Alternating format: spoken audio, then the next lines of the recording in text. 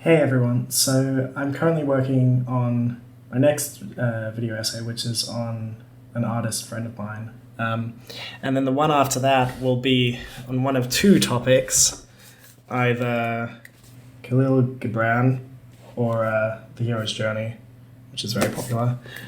So maybe vote in the comments below which one you'd like to see, and you can also request anything else you'd like me to cover.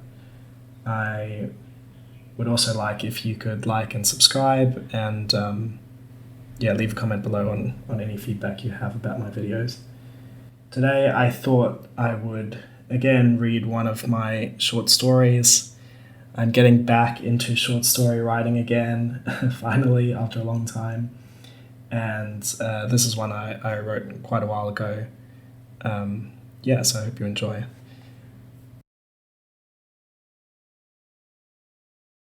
What does it mean to get lost in the dance?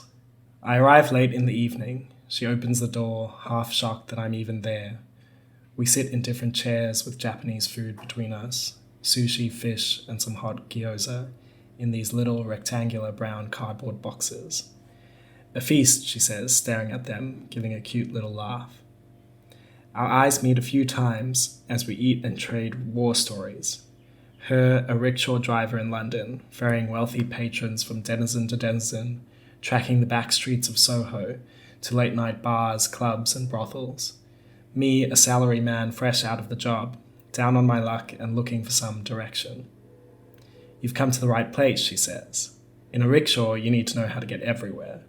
It's like the London cab drivers. You need to memorize all of the roads and alleyways.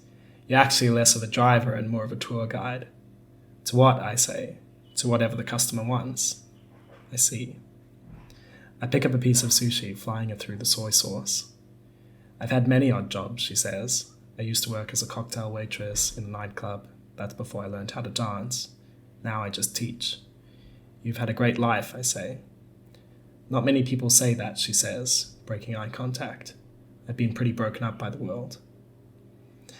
I tell her of how I became broken too. I tell her of the long days working in a thankless job and the longer nights struggling to hold together a semblance of my authentic self. I want to be creative, to be free to just be me, you know, I say. I know exactly what you mean, she says.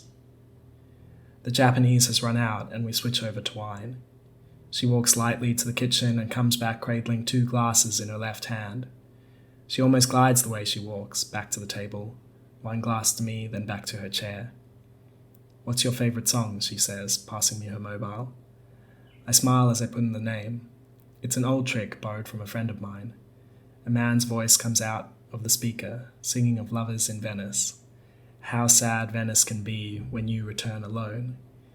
It's an old, old tune.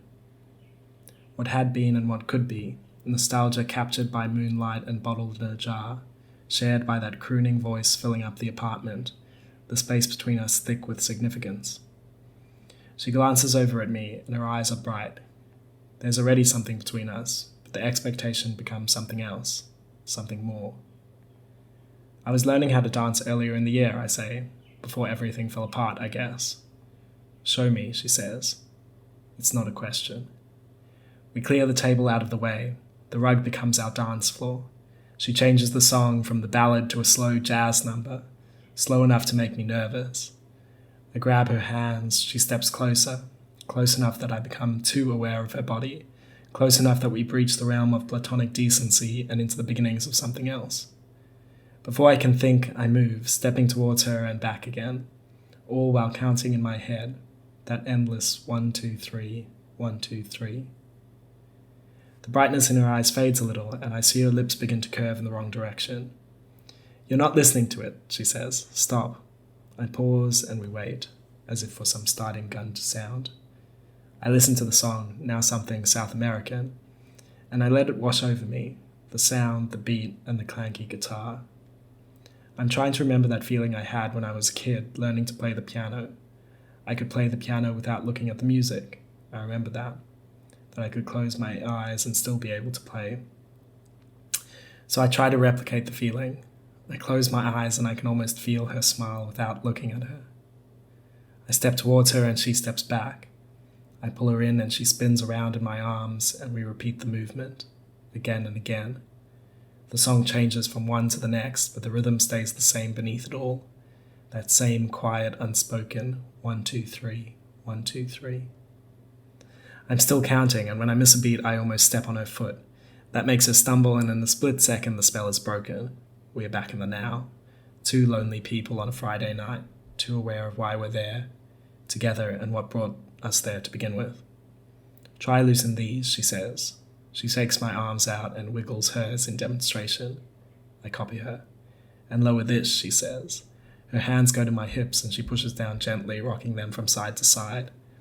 I can't help but laugh and she joins me. Sorry, I say. No, don't apologize. Okay, I think I've got it, I say.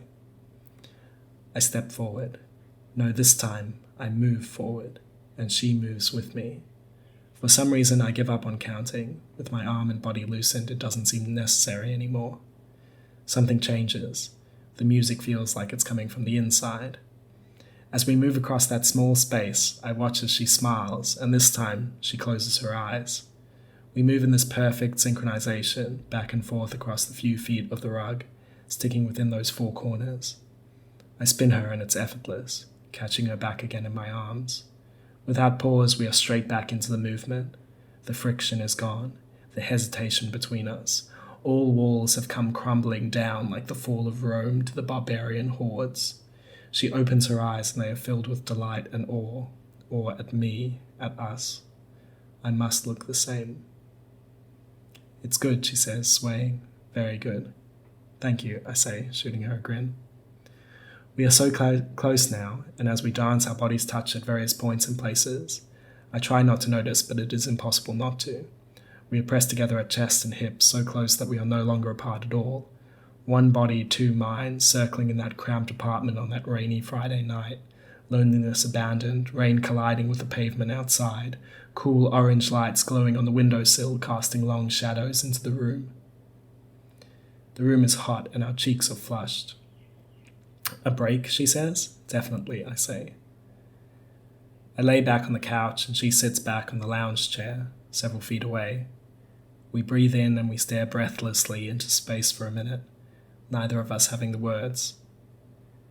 That was, she says. I laugh and she does too. After a moment, the air from the window cools us down and I pull a blanket onto the couch. Share it, I say, nodding to the seat beside me. She glides over in that way of hers and sits beside me, lifting my arm and nestling it around her shoulders.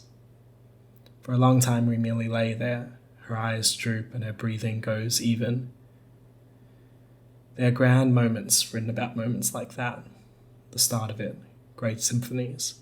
But no orchestra could capture that silence. My arm on her shoulders, her heartbeat and mine, our bodies pressed together and that weight of the night lifted somehow.